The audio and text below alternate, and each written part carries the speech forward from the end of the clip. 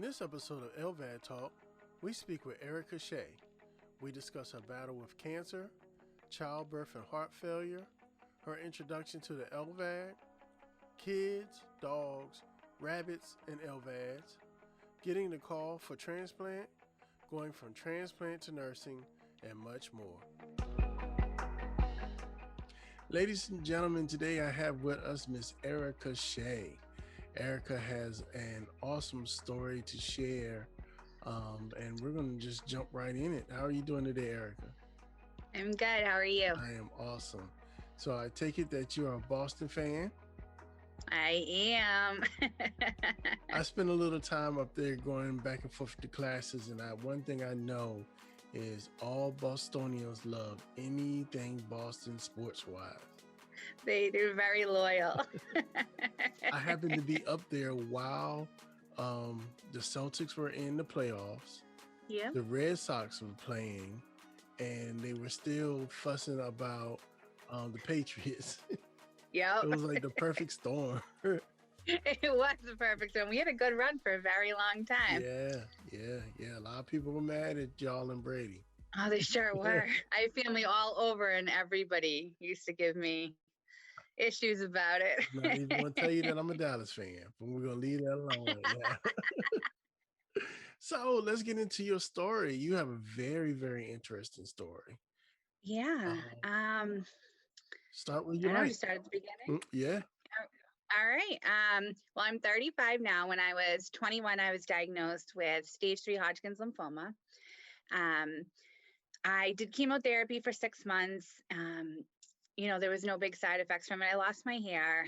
I got sick, but after 6 months, I was fine and I was in remission. And they said I'd probably not be able to have kids, but there was no long-term effects. Mm-hmm. A couple years later, I got pregnant.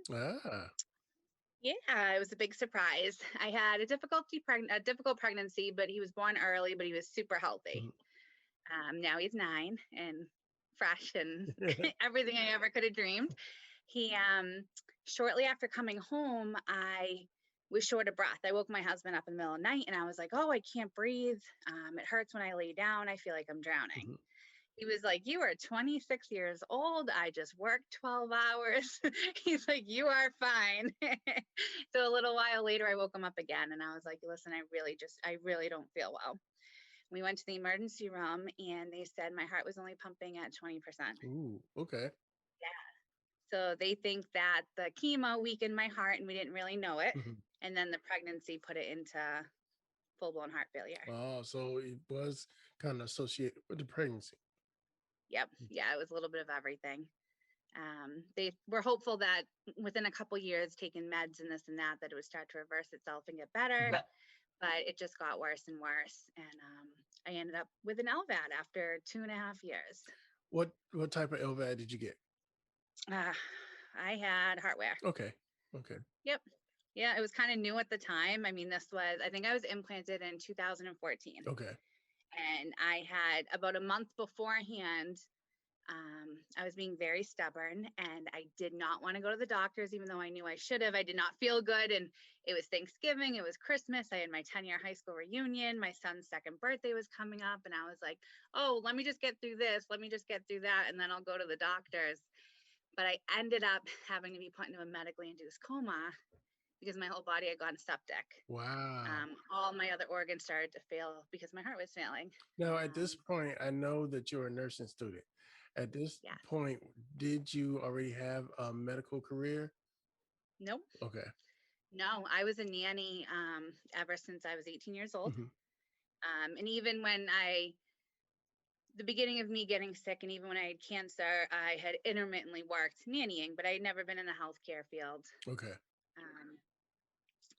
And so I went into the coma. I woke up. I had to be put on milrinone on an IV medical drip. They let me go home and said, an LVAD was in the future. This was in December of 2013. Okay. A month later, I went in for a checkup and the doctor walked in and he just looked at me and I was like, I'm not doing it. And he was like, it's time for the LVAD. And I got implanted a week later with it. And so did you go right from that checkup to being admitted? Yeah. Okay. They didn't even let me go. It's funny. You get to a point after you go to the doctors for so long that you bring your stuff with you. Like you're like, I don't want to go. I want to come home, but I'm not sure if I'm going to. So I might as well bring everything with me just in case. So yeah, I had my bags packed and he looked at me. I knew before I even walked in there that he was going to keep me. Right. And they inserted a balloon that kept me. They had to do a week of convincing. I was so stubborn. I was like, I don't want it. I have a baby. I need to do this and that. And they were like, you don't do this, you're not going to be here for the baby. That's exactly how they put towards me too. It was like either get it or die. Die. Yeah, you have two choices. You either do or don't. So eventually I got it, and it stinks. It's a big change, especially when you're young. We had to teach my son because I was home with him. My husband still had to work. So after a couple weeks, couple months after I started to get used to it, I'd be home alone with my son, and we had to teach him. He was 2.5 at the time. Okay. And we're like, if mama doesn't answer you right away, or mama falls and doesn't talk, or if her machine starts beeping, you need to call 911. So then it got to the point that when your LVAD battery starts to go dead and you need to change it, it beeps and gives a warning. So my 2-year-old run around, he's like 119, 119. And I'm like, oh no, I would die, but you tried. My kids are kind of trained. It's funny, my dog is trained to the beeps now. Really? Yeah, she gives me this look when the beep goes off, and then if I don't get up fast enough, she comes up and like starts licking on me like, "You all right?" Yeah. Do you still have it now? Yes, I still have mine. LVAD? I've had it for going on March the 2nd will be my 6th year having it. Wow. And you've done good with it? Yeah. Are you destination? I'm trying to get transplanted. You are? Yeah, but I grew up all my life as a big boy. So I'm Yeah. fighting the whole weight issue thing right now. Yep.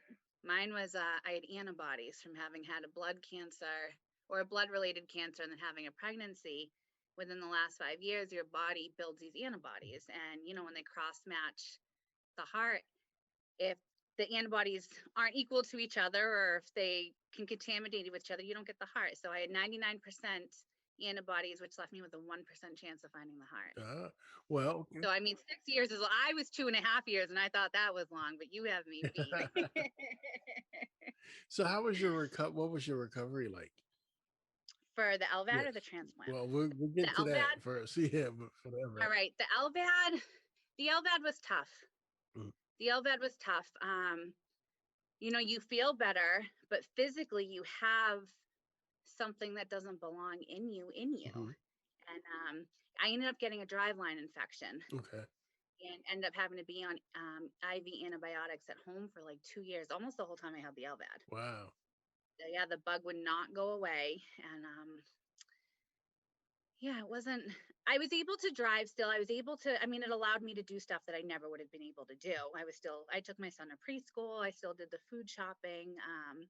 I'd collapse at home and sleep for 4 hours afterwards, but it gave me the freedom to do things that I wouldn't be able to do. But recovery was tough. Recovery was getting used to the feeling of it was just something I still remember to this day. When I first got transplanted, I was so used to jumping out of bed and grabbing my back. Okay, right.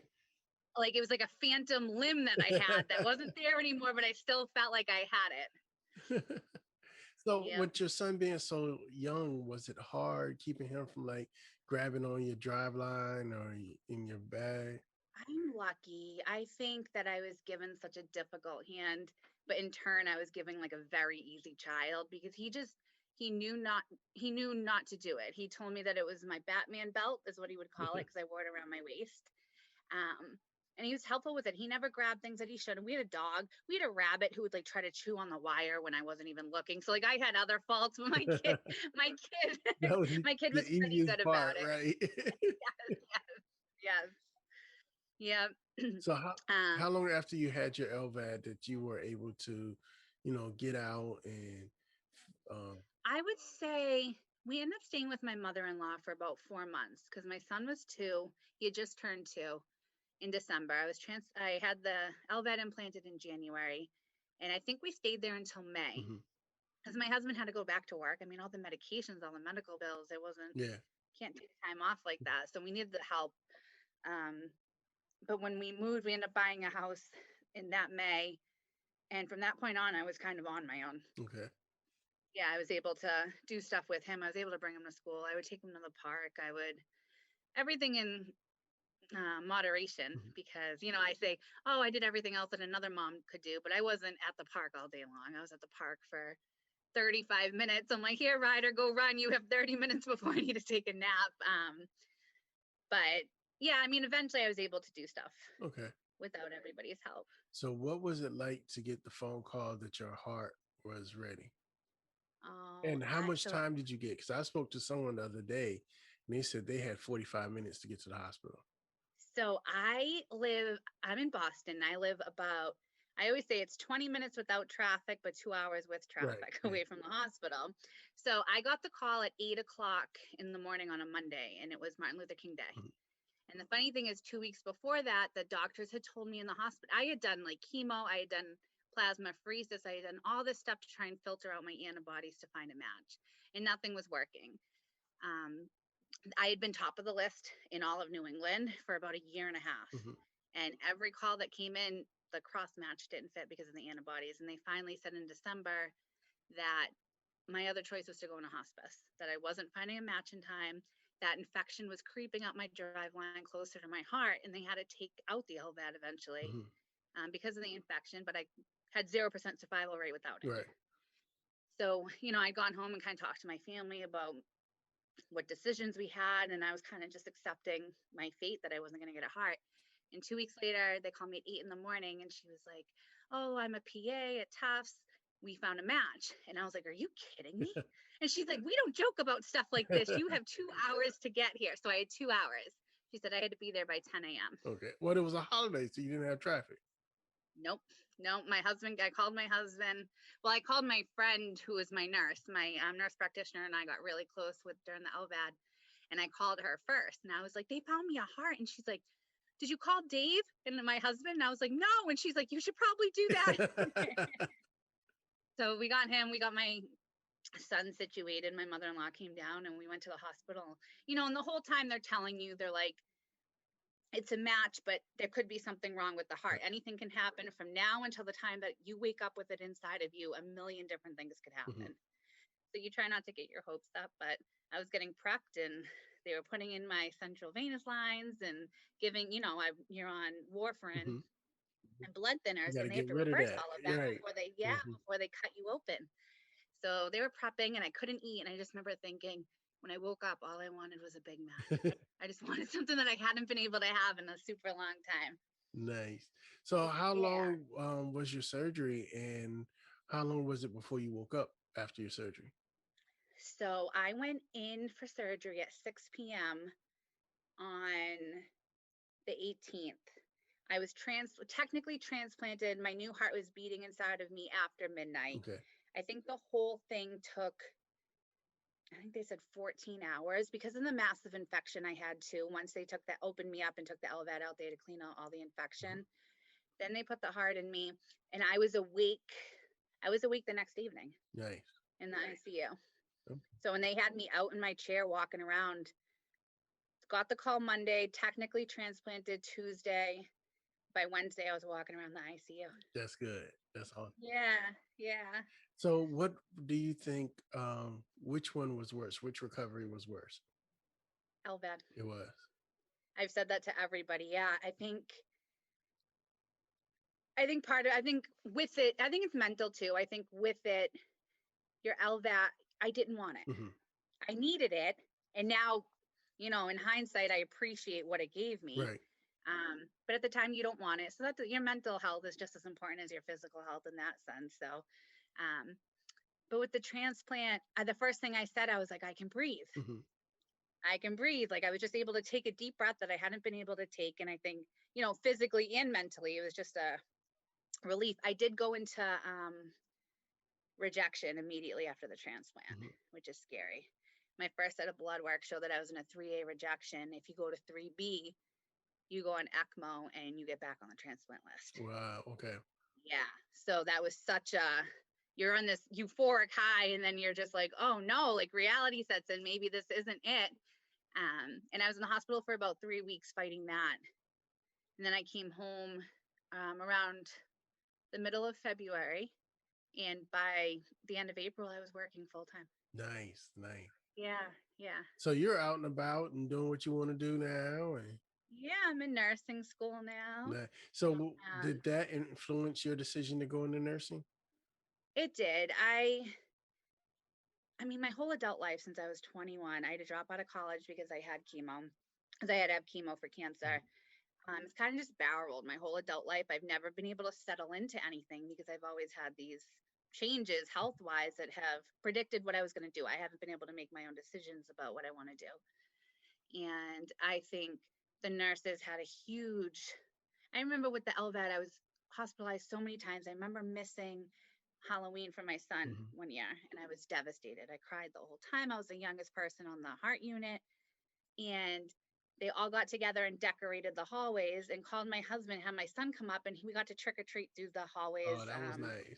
with all the patients. Right. It was awesome. And it was just something that they did not have to do. That's not in their job description. And I was like, I want to do that for somebody when I get older. And now I keep saying, my team thinks I'm crazy because I signed up for nursing school in the middle of a pandemic and I have no immune system from all the medications. And they're like, you're crazy. And I'm like, I need to prove to myself that I can be on the other side of that bed. I understand that. I understand that.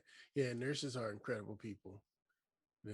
Yeah, it's But I give it to you because I crazy. don't think I could do it. So Really? nah, I don't think I could do it. I appreciate. I love them all. Yeah. And my father was a nurse. He was an RN. Really? Yeah. So that was interesting having a male nurse in the family. Absolutely. Yeah, that was real Absolutely. interesting. Well, It's funny because everybody always thinks like, it's the doctors and it is, and the yeah, surgeons, yeah, and but the they nurses do are. all the The real nurses are grunt the ones work. who know you. They know Yeah, my nurses when I go in there, they know my son's name, they know my husband's name, they ask how his job is, they ask how like they remember everything. right. And It's being that I've different. had my LVAD so long, it's like Yeah. 3 or 4 nurses that are like family. And Yeah. at Yeah. one time, I would go into the hospital maybe once or twice a year. Thank God I Yeah. haven't been in. I didn't go in all last year. Because I told my What kind do you have? I have a heartmate too. Okay. Mhm. So but then when I went into the hospital, it was minor things. Yeah. I had a slight infection, but I never had a full driveline infection. It was just Okay. within the site. Yep. You see, I had some internal bleeding once. Um, little minor things where I would go in and stay for 3 or 4 days, and then get to go home. Yep. And they're like family. Like they know we have this one nurse that always brings my kids. They go looking for her because they know she has ice cream Yeah. somewhere. And I don't know how Yes. this lady, she just comes in. It could be the Yes. middle of summer. She pulls ice cream out her pocket today. Yep. Yep. It is. You build a relation. I have one of my nurses actually ends up living in my town, which I didn't realize until after. But when I was supposed to come home and then I came back on rejection, she showed up to my house with gifts for my son and beer and pizza for my husband and was like, one more week, give us one more week to make her better. And they made like a house call for it. It's just even now when I go into the hospital, everybody, Erica, how are you? How's Yeah. so and so? How's Yeah. Ryder? They'll never forget. And I get texts, I get Christmas cards from them on Christmas. It's a family that I'd never asked for, but that I would never want to get rid of. Exactly. Exactly. So, what advice would you give someone that was considering getting an LVAD, and what is the advice you would give that you wish someone would have given you? Don't question why. I think I spent a lot of time questioning why this was the hand that I was dealt, why I needed an LVAD, why other people did, just questioning why. Hmm.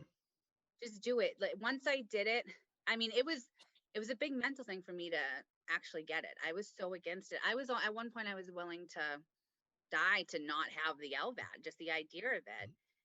And having had it, it granted me extra years with my kid. I said it gave my kid back as mother, my husband back as wife. It gave me back my life. I would have been waiting I know people that have waited in the hospital for years waiting for their heart. Yes, yes. Gives you a sense of And then normalcy. And let then, you get out and just mhm. live. And I don't sugarcoat it. Like it stinks. There are moments that it stinks. And, Mhm. you do have those why me moments. And, the idea of taking an untethered shower is something that you can't wait for. Yeah, we're gonna have a whole episode about showering. Yes, yes. That was my thing. I remember crying in the shower at the hospital when I took my first like One untethered thing shower. I wish someone would have told me before I went to the hospital was to Yeah. really enjoy that last bath. Yes. I would have put That is, extra yes. bubbles in it and everything. Yes. Stayed in there a little bit Right. longer. Absolutely. You take it for granted. A shower is something that people do every day and they don't think anything of it. I remember half the time I have to push my kid and my husband to get in the shower. I'm like, just get in there. But you miss it. Yeah, and that's the one. The luxury that Every people you ask, "What's the can, first thing you're gonna do when you get your heart?" I'm going to rent a hotel room that has one of those yes, huge jacuzzi bathtubs. you sit in it. I'm Yes. gonna buy about a gallon of Yep. Mr. Bubble. I'm Yep. gonna light me a whole bunch of candles. Yep. Put "Do Not Disturb" on the door, and I'm not coming Hmm. out until I'm wrinkled. You know what's funny? I missed spinach Oh yeah, yeah. because of the warfarin not being leaving I'm in. going through that now because I'm trying to lose weight. And Hmm. everything, if I do greens and salads Yep. and Yep. cabbage, and Yep. I was like, I just got to do it. And the problem Yeah. is you got to be consistent with it. Yep. Yep. Yeah. Yep. Yeah, I'm going through that right now because everything else is not good for you. So, No. Nope. and I'm Nope. like, how do you expect for me to lose weight, but I can't eat salads and greens and Yep. stuff? Yep. Every time they came in and go check my INR and it would be a little bit, it'd be off. I'm like, can I eat spinach to like equal it? And they're like, no, you can't do that. Yeah, we're going through that. I have to get I get mine checked every week now. Yeah. It was every 2 weeks, but every week now because of my diet, and I'm Yeah. trying to find the perfect balance. Yep. Yep. No, that's what it is. It's all balance. Yeah. It's hard. You have to be, I used to get upset sometimes seeing people take little things for granted, like the showers or Mm-hmm. like eating whatever you wanted to, or not be. I mean, I remember my son getting mad at me. I had to unplug his little iPod thing he had because I had to plug my LVAD into the car. Okay. Yeah. Yeah. It was started beeping on a road trip, and I was like, "Oh, I need it." And he's sitting there crying, and I'm like, "This is not something that should be happening." Yeah. That's it's balance. It's all about balance. It is. But I don't regret it. No, no. I have a huge appreciation for it. All in hindsight. I mean, shortly after I got it, I appreciated it, obviously, and what it gave me. But looking back, I mean, people say it to me all the time. They're like, "You're so unlucky. Like you've had just crappy luck." And I'm like, "Yeah, but on the other hand, I'm also like the luckiest person in the world. Like I Yeah. beat cancer. I had the LVAD. My Right. son. I had a horrible pregnancy, and he's okay. I You're had a transplant. superwoman to me. I'm the luckiest unlucky person. Yeah, you're that's why when I saw your story on Instagram, I had to reach out to you because you're a great inspiration and you have a great Thank you. attitude, and that Thank attitude you. is 60% of it. It is. It is. That's what I always say. It is. There were days that I didn't want to get out of bed and then I was miserable and this and that. And then you think about it. And no matter how bad I ever had it, there's somebody who always had it worse. Yes. Yeah. Always. It could always be worse. So, Yes. Well, I am going to let you go and go back to motherhood. all right. Thank you so No much. problem. Thank you for your conversation. How can people reach you on social media? I'm on Instagram at Red Sox Fletch. And I have Facebook, Erica Shea. All right. Thank you, Erica. I appreciate your time and your story. You are an incredible woman. Thank you. You too. Thank you.